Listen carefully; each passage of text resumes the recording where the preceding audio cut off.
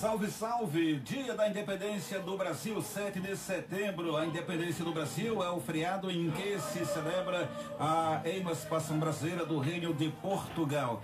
Para falar um pouquinho dessa data, hoje contamos aqui no estúdio da Pajuçara FM com dois professores, um professor e uma professora e um professor. Não sei qual é a ordem certa que se dá para questão de gênero, meu caro Hermir Cavalcante, mas aqui a Jaci Lopes é advogada, professora de História, e também o professor James Alain. Eles são da Escola Maria de Nazaré. E inicialmente vamos ouvir aqui o bom dia. Primeiras damas, não é isso, James? Jaci, satisfação mais uma vez tê-la aqui conosco. Há um bom tempo você não vem aqui, né? Você estava com saudade, todo mundo aqui com saudade de você, e a data especial é você voltando aqui a participar do programa Pajuçara da Gente. Bom dia. Bom dia, Nazário Júnior, Hermir Cavalcante, bom dia, James, bom dia a todos os ouvintes da Pajuçara. É sempre uma satisfação retornar, Nazário.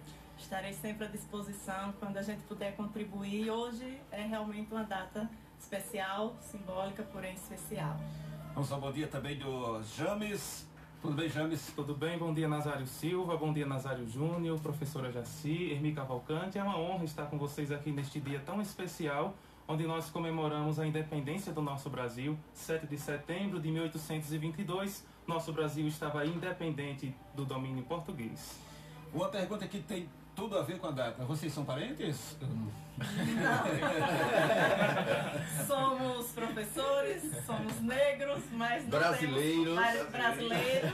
Temos muitos muitos pontos, mas não temos parecidos. E tem uma semelhança, parecidíssimos.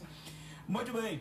Bom, Nazário Júnior, já estamos ao vivo também pelo Facebook da Pajuçara FM, facebook.com/Pajuçara FM Arapiraca. E o ouvinte que ficou curioso agora para saber quem é a professora Jaci, quem é o professor James, pode acompanhar a gente pelo Facebook, estamos ao vivo lá também. Que joia! Até eu estava curioso. Curioso para saber? O Nazário falou, a professora Jaci?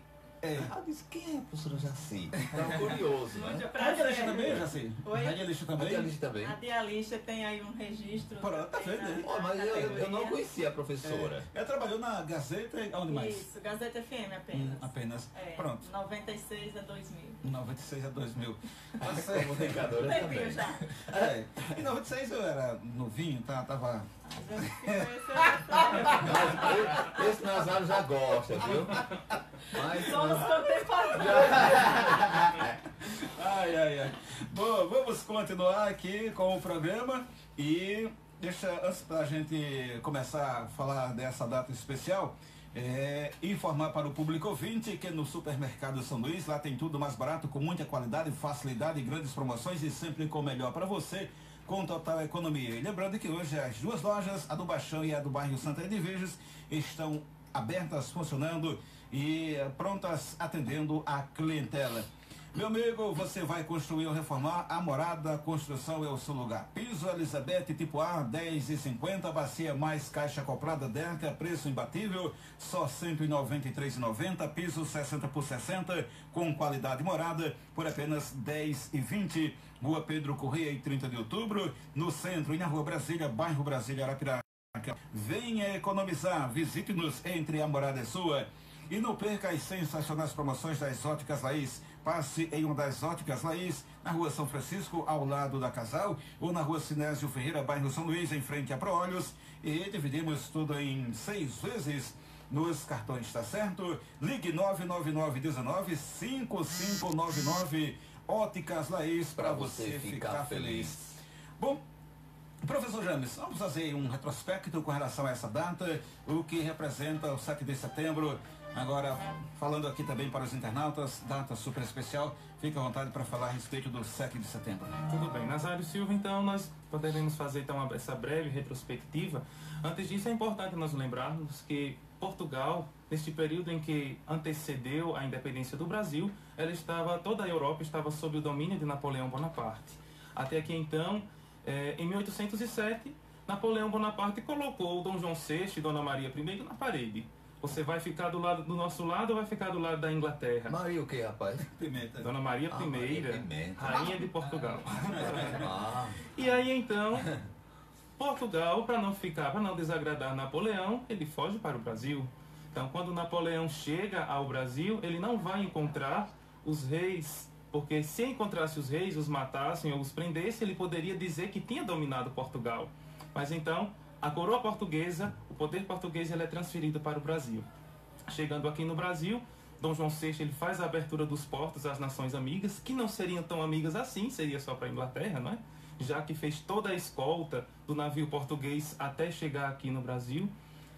Comumente nós falamos que veio a família real, mas não foi só a família real, em torno de 15 mil pessoas vieram nessas embarcações. 15 mil pessoas. Pois eu tinha na minha inocência que eu só tinha visto a família. Meia dúzia de gente. Só meia dúzia. E aí então, chegando aqui, eles vão desenvolver todo o processo. Claro que o Brasil vai ser elevado ao nível de Reino Unido de Portugal, Brasil e Algarves.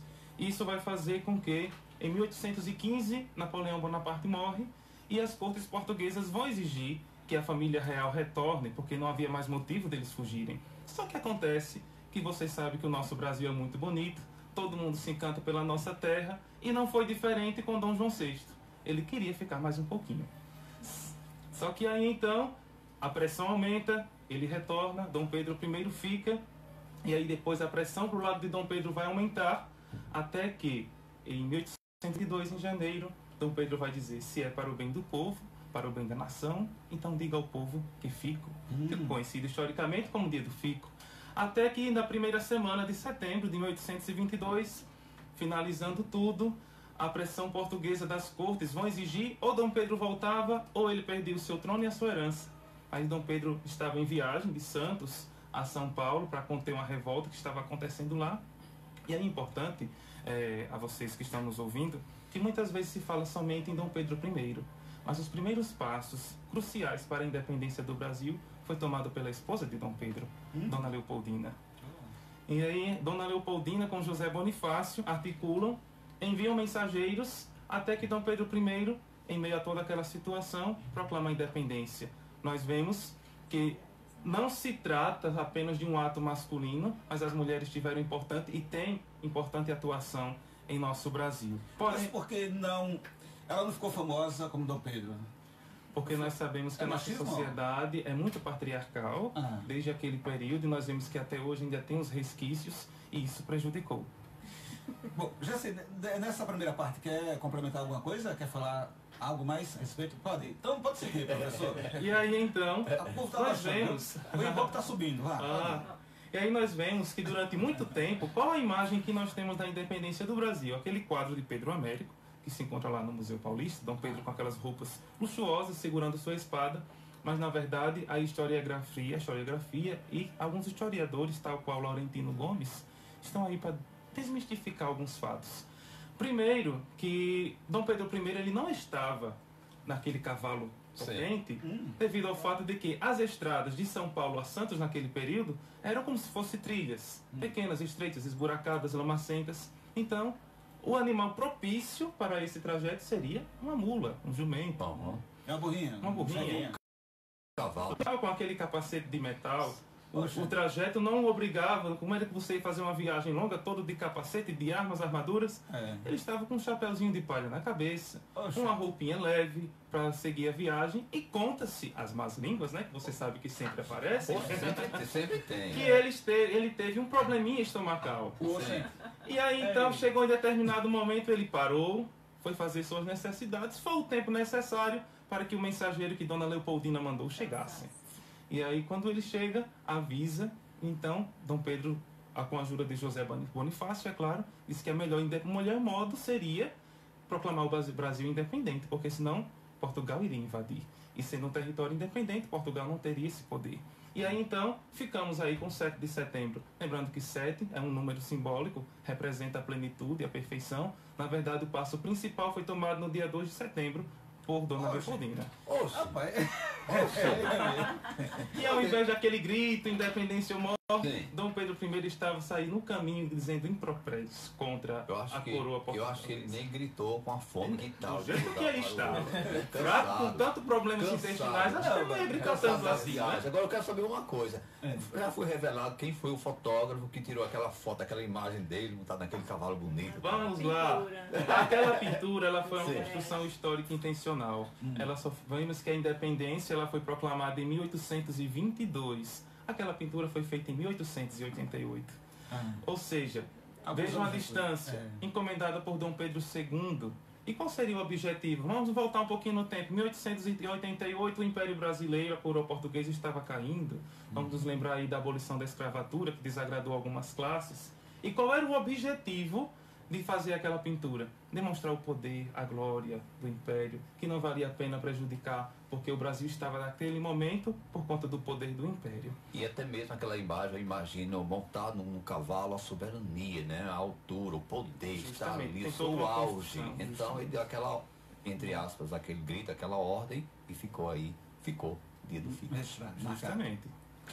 Rapaz, de forma didática diferenciada, a gente Tá vendo aí, informações. Agora, Ô, Nazário, com relação aos livros de histórias, o que a gente sabe, aí nessa questão, você falando de uma maneira e muita gente sabe de outra maneira. Como fazer para não ter choque aí na história? Como deixar essa mensagem clara na cabeça do estudante para não ficar confuso aí com relação ao que foi aprendido e o que realmente é a realidade? Eu vou dar uma palhinha a esse respeito. Certo. A historiografia brasileira, principalmente, ela é cheia dessas surpresas, né? É por isso que a pesquisa historiográfica, ela não pode morrer, né? E nós sabemos que a historiografia brasileira, ela foi registrada ao longo da história do Brasil com muitas falhas ou com muitos pontos não revelados, né? A gente sabe também que a história, ela quando é escrita, ela é partidária, digamos assim, né? Então, todo escrito histórico, ele tem um viés, o olhar de quem está escrevendo a história. Então, quando se escreve a história do Brasil, como o James falou, mostrando uma sociedade patriarcal, né, o poder masculino na sociedade, isso também foi trazido para os livros de forma a revelar o poder dessa sociedade que dominava o país, né? Só que as pesquisas continuaram, as curiosidades. E o que consta registrado nos livros de história, eles são lidos, o que consta lá é lido, nós reproduzimos na sala de aula, mas levantamos no nosso aluno o poder questionador. Será que realmente foi assim? Vamos tentar analisar por um outro viés, por um outro ponto. E é isso que acontece quando muitas dessas versões historiográficas, elas ainda estão lá postas, né? Principalmente nos nossos livros didáticos, não é isso, James? Isso. Mas quando nós vamos trabalhar na nossa sala de aula, nós temos, enquanto professores, nós temos que ter esse olhar crítico, esse olhar além do que realmente está escrito, né? Por isso que a pesquisa tem que ser constante, tem que ser continuada. Na sala de aula, aquele aluno que vai questionar de repente em uma prova, em uma avaliação, a professora pergunta tal e tal e tal, mas ele responde de uma forma X. Aí não, pode ter sido esse argumento. Ele teve esse argumento. Não há uma confusão aí na hora da correção. Será que eu aceito, não aceito? Uma vez que cada um tem um pensamento, logicamente, né? De acordo com essa história. Como foi e como realmente foi. Mas a resposta seria baseado, né? De acordo com a pergunta, né? O professor... Se ele quiser inventar. Ele vai, não. As perguntas, elas têm que ser feitas de modo que o aluno tenha a compreensão do que ele deve responder. Se a pergunta for elaborada para que ele responda de forma literal, de forma objetiva, vamos dizer seca, né, o sentido literal do que está escrito, ele deve responder dessa forma. Quando o professor quer fomentar no aluno aquela expectativa e aquela opinião, então a pergunta também deve obrigatoriamente ser elaborada nesse sentido. A professora para que respeita. Exato, o professor também obrigatoriamente precisa respeitar. Nazário Vou Júnior. dar um abraço para o Elton lá no Cavaco. Ele diz: bom dia, uma bela aula de história, muito bom mesmo. Vitória lá de Campo Grande. James é meu professor e lhe dou os parabéns. É um ótimo professor. Tem outra mensagem aqui também, já perguntando pelo professor James. James, o professor James chegou, a pessoa não se identificou, mandou uma mensagem um pouco mais cedo. Mas Chegou. manda pra cá, chegou, tá aqui, professor James. Seu nome que daqui a pouco a gente manda alô. 99620-9191 é o nosso WhatsApp. Muito bem, professor James, professora Jaci, dois excelentes professores aqui do nosso querido estado de Alagoas. Olha, passa aqui duas informações. A primeira é a seguinte: chegou a hora de mudar seu futuro profissional. A Rede Futura de Ensino traz até você mais de 800 cursos de pós-graduação e cursos de EJA, Educação de Jovens e Adultos, na modalidade EAD, autorizados pelo MEC, com mensalidades a partir de R$ 79,90. Fale com um de nossos atendentes, telefone 3142-0712, WhatsApp 99663, repetindo aqui, tá? O telefone, WhatsApp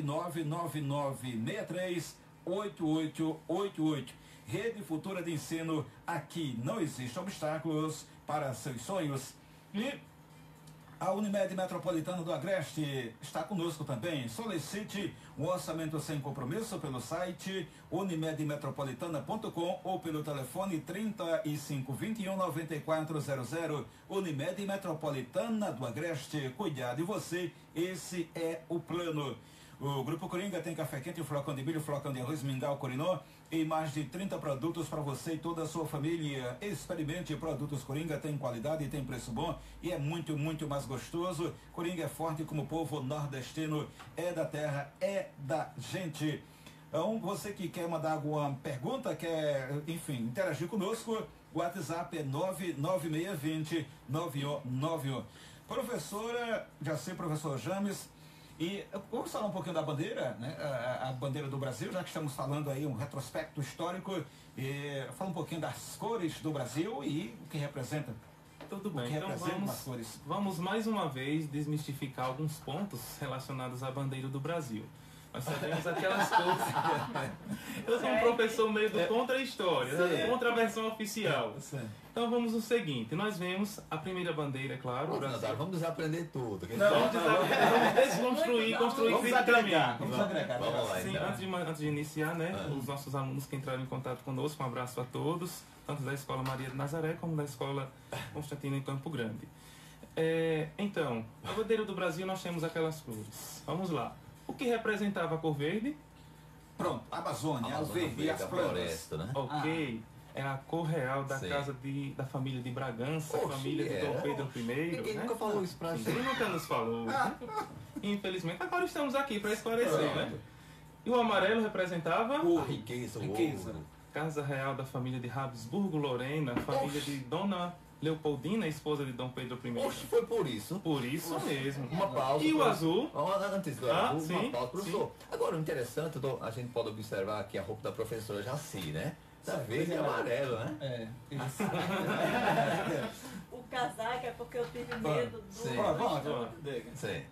Eu ouvi certo dia que aqui era muito gelado. Muito frio, Um né? agasalho. porque- Isso é conversa da oposição, aqui não é frio, né? Aqui é quentinho. Você vai- Vamos Sim, lá. o azul. E o azul que representa? Céu azul anil. Ok, um beleza. instrumento de navegação chamado armilar. Esse tipo de instrumento de navegação foi utilizado, fazia parte também da bandeira imperial e também fazia uma analogia ao mundo. Vamos nos lembrar aí que século XV, final do século XIV, início do século XV, século XVI, perdão, estava em início as grandes navegações. O objetivo de Portugal era expandir o seu domínio em novos territórios, novas colônias. E também, obviamente, o azul ele representaria a cor da roupa da padroeira de Portugal, que seria a Imaculada Conceição, a Virgem Maria, Mãe de Jesus. E o branco, Branco, a paz. Rapaz, que né, não tem muito a desejar aí no nosso país, né? seria, no caso, a plenitude do domínio do Império Português. E aí, então, o lema que se encontra lá, ordem e progresso, vamos nos lembrar aí do positivismo, né? Sim. Auguste Comte, considerado o pai da sociologia, que aí ele tinha por lema, né, que amor por princípio, a ordem por base e o progresso por fim. Então isso ficou ordem e progresso, levando em conta que Bonifácio e muitos outros considerados patriarcas, né, entre aspas, da independência do Brasil, eles eram positivistas e seguia todo esse lema de Auguste Comte. Vamos a um rápido intervalo, daqui a pouquinho a gente volta a falar só. E depois o Nazário vai assistir, né? Para prestar atenção sobre as coisas da bandeira. Tá ouvindo. O cara é multimídia, rapaz. Esse cara é multimídia. São 10h42, daqui a pouquinho a gente volta sequenciando o Pajuçara da